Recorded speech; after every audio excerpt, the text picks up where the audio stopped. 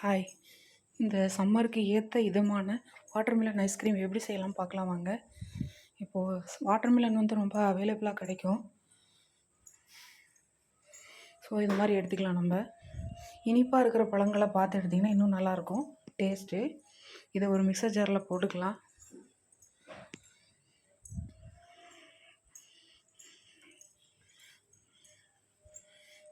இந்த மாதிரி நல்லா அரைச்சி எடுத்துகிட்டு ஃபில்டர் பண்ணி எடுத்துக்கலாம். நம்ம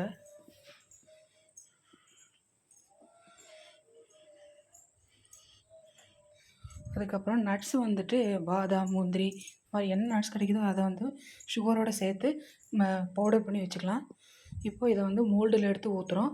இது ஊற்றுனதுக்கப்புறம் ஊடால பார்த்திங்கன்னா இந்த நட்ஸு போடுறோம், மறுபடியும் இன்னொரு லேயர் போடுறோம், மறுபடியும் இன்னொரு இது ஊற்றுறோம். அந்த மாதிரி லாஸ்ட்டு மேலேயும் இதே மாதிரி தூவி விட்டுக்கலாம்.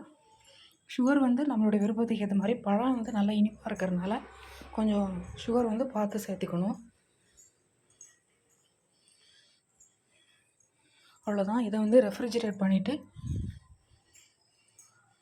எடுத்து பார்த்திங்கன்னா உங்களுக்கு ஒரு சூப்பரான வாட்டர்மெலன் ஐஸ்கிரீம் ரெடி ஆயிரும். நீங்களும் இது மாதிரி ட்ரை பண்ணி பாருங்கள். ரொம்ப டிஃப்ரெண்ட்டாக இருக்கும். இப்போது வெக்கேஷனில் இருக்கிறாங்க, குழந்தைங்கள்லாம் இருப்பாங்க. ஸோ அவங்களுக்கு இந்த மாதிரி நம்ம வீட்டிலே அழகாக செஞ்சு கொடுத்துடலாம். ஹெல்த்தியும் கூட.